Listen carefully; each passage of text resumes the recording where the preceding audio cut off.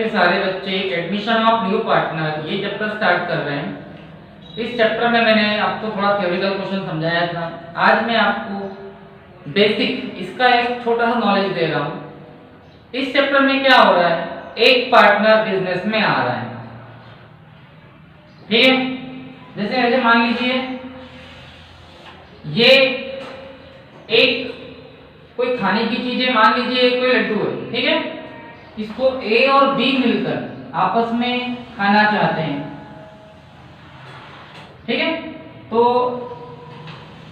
आधा पार्ट आधा हिस्सा ए को मिलता था और आधा हिस्सा आधा पार्ट बी को मिलता। अचानक से सी की एंट्री होगी, सी आ गई।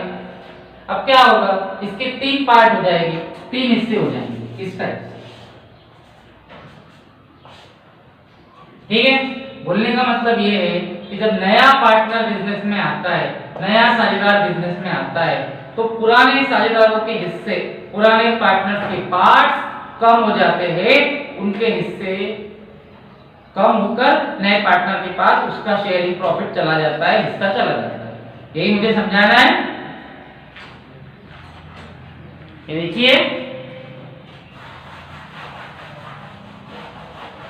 अब यहाँ एक बेसिक नॉलेज अगर आप लोग देखें, बेसिक नॉलेज ये है कि ए और बी पुराने साझेदार है, ओल्ड पार्टनर से, और ये उनका अनुपात है, रेशो। ध्यान रखना, ये इनका पुराना अनुपात है, पुराना रेशो है, जो कई साल पहले से ये आपस में बांटते आ रहे हैं। जैसे 3/5 और 2/5, ये ए का है और ये बी का है। ये ए और बी का पुराना अनुपात है, ए और बी का पुराना रेशो, ठीक है।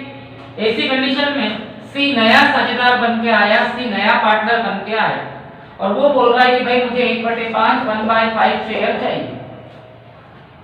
अब एक बात बताइए कि जब नया पार्टनर, नया साझेदार आया है और अपना हिस्सा मांग रहा है, तो क्या पुरानों के हिस्से, पुरानों के पार्ट्स यही रहेंगे? नहीं, वो बदल जाएंगे, वो चेंज हो जाएंगे।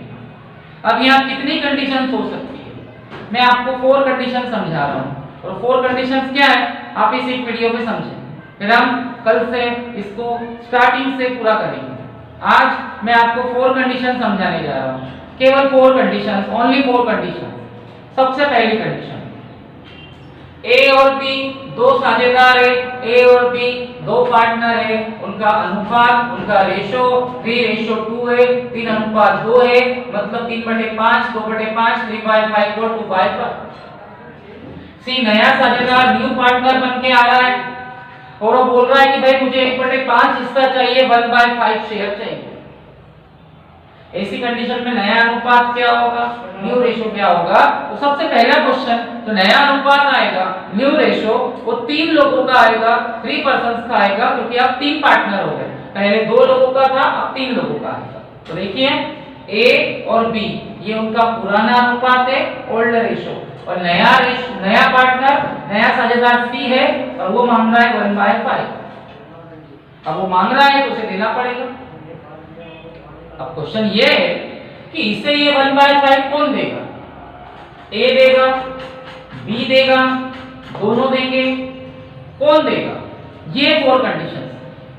तो फर्स्ट कंडीशन, इससे पहले कि मैं आपको फर्स्ट कंडीशन सिखाऊं, आपको एक बात ध्यान रखना है कि जो नया अनुपात आएगा, न्यू रेशो, वो 3 लोगों का आएगा, क्योंकि अब 3 पार्टनर हो गए। तो फर्स्ट कंडीशन ये है कि सी को उसका 1/5 हिस्सा, 1/5 शेयर ए ले रहा है। ए बोलता है कि भाई तुझे 1/5, 1/5 मैं दूंगा। सी गेट्स हिज पार्ट फ्रॉम ए, सी अपना हिस्सा ए से प्राप्त करता है। तो ऐसी कंडीशन में क्या होगा, सी को कितना चाहिए? 1/5। उसे कौन दे रहा है? ए दे रहा है। तो ये ए का पुराना हिस्सा है, ओल्ड पार्ट, ये 1/5 से कम हो जाएगा, 1/5 से कम हो जाएगा, क्योंकि ए ने अपने हिस्से में से, अपने पार्ट में से 1/5 निकालकर, 1/5 निकालकर सी को दे दिया। तो ए का हिस्सा, ए का पार्ट 1/5 से कम हो गया। बी पर इसका कोई असर नहीं पड़ा, और सी को जितना चाहिए था उतना मिल गया। इसे आप सॉल्व कर ले। इन दोनों का एलसीएम 5 आएगा। 5 के टेबल में 5 वन टाइम आता है, 1 का 3 से करेंगे तो 3 आएगा। 5 के टेबल में 5 वन टाइम आता है, 1 का 1 से करेंगे तो 1 आएगा। इस पर भी कोई असर नहीं पड़ेगा, इस पर भी कोई असर नहीं पड़ेगा, नॉट इफेक्टेड। तो ये हो जाएगा 2/5 एंड 2/5। तो नया अनुपात, नया रेशो आया 2 सॉरी ये 1/5 नया रेशो आएगा 2:1। अब नया अनुपात, नया रेशो तीनों का ये होगा। ये कौन सी कंडीशन है? जब नए पार्टनर ने, नए साझेदार ने अपना हिस्सा, अपना पार्ट किसी एक से मांगा। तो जितना हिस्सा उसने ए से मांगा उतना ए से माइनस कर दिया। ठीक है। और एक देखिए,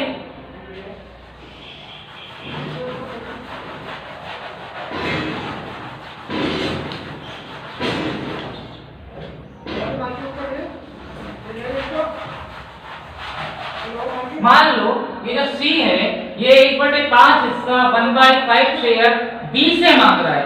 C get his share from B। तो इस 1/5 को 1/5 को आप किस में से कम करोगे? B में से, क्योंकि B ने अपने पुराने हिस्से में से, ओल्ड पार्ट में से C को उसका हिस्सा, C को उसका 1/5 दे दिया। ठीक है। इसका असर, इसका इफेक्ट A पर नहीं पड़ेगा, A इज नॉट इफेक्टेड। तो A का हिस्सा, A का पार्ट वही रहेगा। इसका एलसीएम लेंगे तो 5 आएगा। और सेम जब नीचे के दो नंबर एक जैसे हो तो एलसीएम वही आता है। 2 में से 1 माइनस कर दे। 5 के टेबल में 5 वन टाइम आता है, 1 का 2 से करेंगे तो 2। 5 के टेबल में 5 वन टाइम आता है, 1 का 1 से करेंगे तो 1। तो ये आएगा 3/5, ये आएगा 1/5 और ये आएगा 1/5। तीनों का नया अनुपात, नया रेशो क्या होगा? 3:1:1। यानी आप यहाँ से क्या समझे कि नया साझेदार, नया पार्टनर जब आता है तो पुराने साझेदारों के हिस्से, पुराने पार्टनर के पार्ट कम हो जाते हैं। और जो नया अनुपात आएगा, न्यू रेशो, वो अब 3 लोगों का आएगा। पुराने 2 है तो नया 3 का आएगा, पुराने 3 है तो नया 4 का आएगा। ठीक है। नए पार्टनर को शामिल करके, न्यू पार्टनर को इंक्लूड करके ही नया रेशो, नया अनुपात आएगा।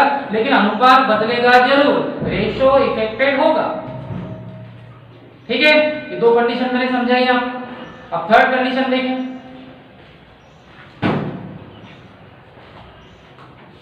थर्ड कंडीशन क्या है मैं समझा देता हूं। पहले आप अपनी ओरिजिनल कंडीशन देखें। A और B 2 साझेदार है, A और B 2 पार्टनर है और ये उनका पुराना अनुपात है, ओल्ड रेशो है 3/5 और 2/5। C नया साझेदार है, नया पार्टनर है और वो 1/5 हिस्सा 1/5 शेयर मांग रहा है। किससे मांग रहा है? फर्स्ट कंडीशन में उसने A से मांगा था, सेकेंड कंडीशन में B से मांगा था। अब थर्ड कंडीशन में C बोल रहा है कि भैया मुझे आधा, हाफ इससे चाहिए और आधा, हाफ इससे चाहिए। C gets his share equally from A and B। C को अपना हिस्सा चाहिए बराबर इक्वल A और B से। मतलब C बोलता है कि मुझे 1/5 चाहिए, 1/5 चाहिए, लेकिन आधा, हाफ A से चाहिए और आधा, हाफ B से चाहिए।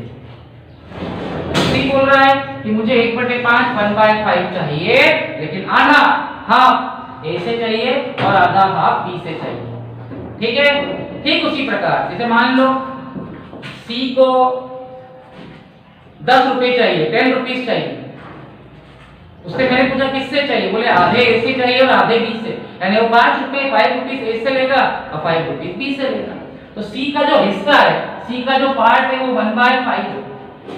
ये उसका पूरा हिस्सा है, पूरा पार्ट। और उससे ये हिस्सा, ये पार्ट A से भी चाहिए, B से भी चाहिए, equally from A and B।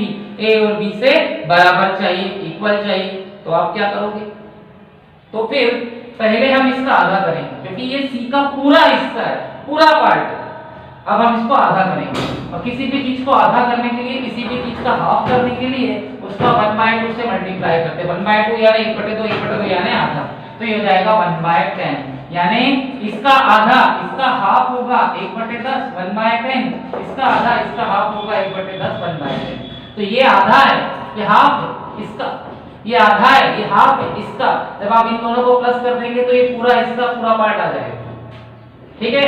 अब सी बोलता है कि मुझे 1/5 चाहिए, 1/5 चाहिए, लेकिन आधा हाफ ए से चाहिए और आधा हाफ बी से चाहिए। तो आधा हाफ 1/10 ए में से माइनस कर दे और आधा हाफ 1/10 बी में से माइनस कर दे।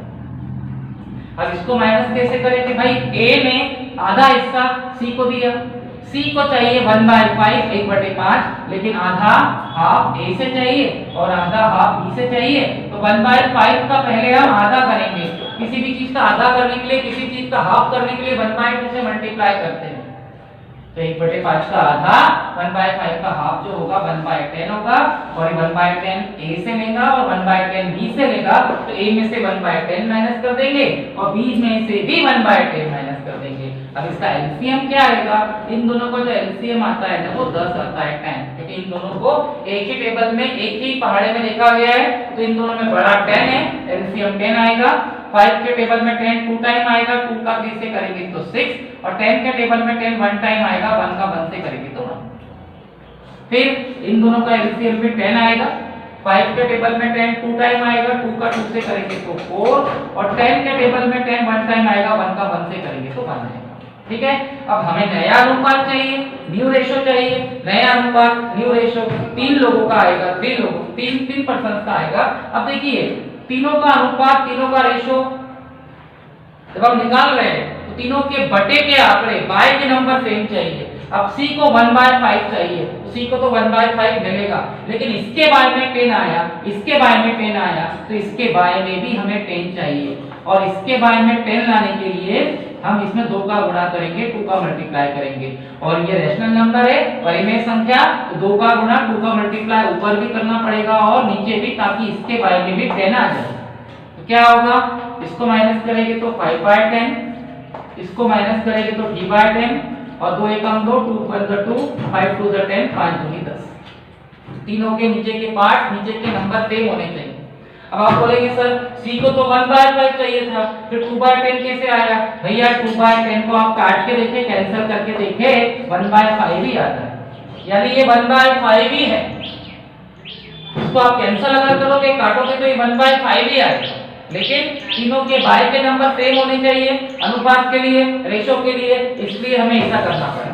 तो नया अनुपात न्यू रेशो 5:3:2 आ जाएगा, क्योंकि तीनों के बाय के नंबर सेम है। ये आपकी थर्ड कंडीशन, ठीक है। अब मैं फोर्थ कंडीशन भी सिखा देता हूं।